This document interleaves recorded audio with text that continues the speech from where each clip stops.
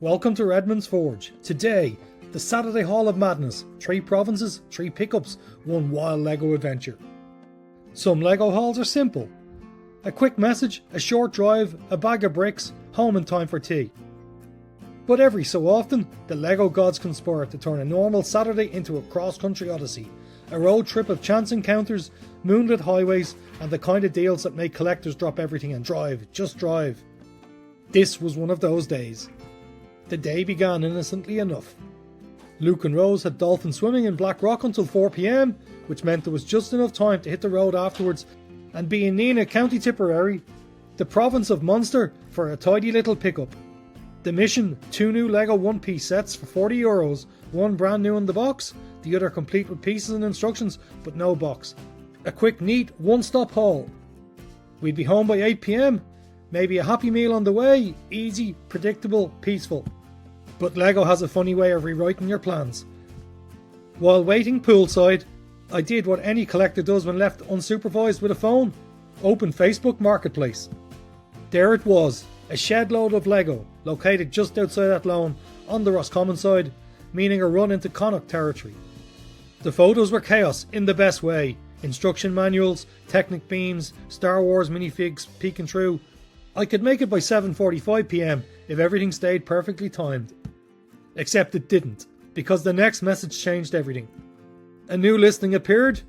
2 giant Lego head storage boxes, both filled with Lego, plus an official Lego crate packed to the brim. The location, Ratoath, County Meath, in Leinster. The price was right, the timing was tight, and the deal was still open. I messaged instantly. The seller replied, "Yes, still available, but I need you here soon." Suddenly the plan turned into a 3-province marathon. The revised route: 4 p.m. swimming done in Black Rock, 5 p.m. Ratoath, Leinster pickup, 7 p.m. Nenagh, the Munster pickup, 8:20 p.m. Athlone and Roscommon for the last pickup, and home by 10 p.m, in theory. When we pulled into Ratoath, you could feel the difference immediately. Horse country, wide driveways, ferry house racecourse rising in the distance. I rang the seller, who came out from the back to greet us. She smiled and asked, "Do you collect Lego?" Do we ever?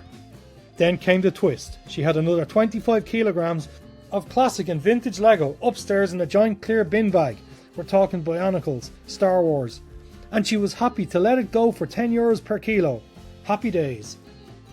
As luck and experience would have it, I had extra cash in the car. 15 minutes later, the boot was overflowing and the adventure had barely begun. The drive to Nenagh passed almost too smoothly. The kids were happy, the car was heavy, and I couldn't help laughing at how this small pickup day had already gone off the rails. As for the actual handover in Nenagh, picture something out of a spy film. A park bench outside of the local Garda station on the square, a plastic bag full of Lego, money discreetly changing hands, no questions asked. Mission complete. From Nenagh, we took the scenic route towards Athlone. It was probably the most direct route, but it was also the most scenic, crossing the mighty River Shannon at Portumna, a stretch that never fails to impress. The moon was up, the sun was setting, and the reflections on the water painted the bridges gold.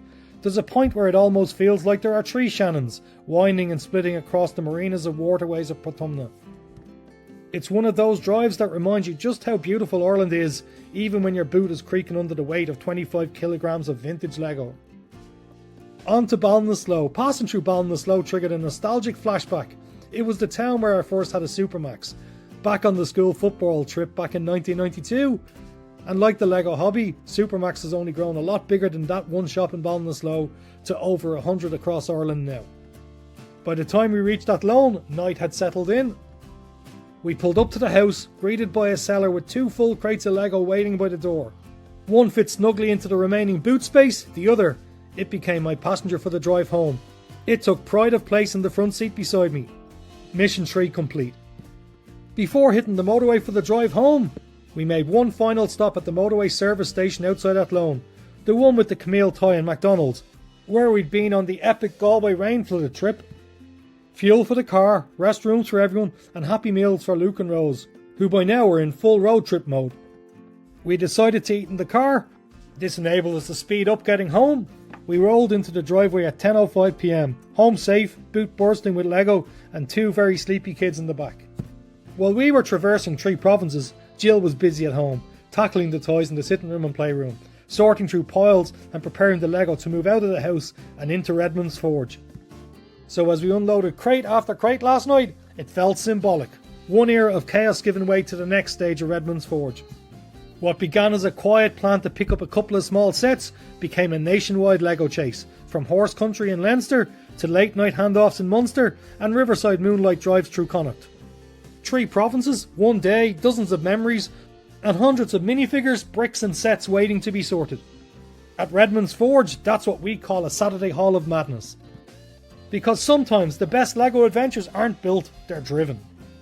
Well, thanks for watching this episode of Redmond's Forge. Don't forget to like, subscribe and comment down below, and we'll see you next time for more Lego content.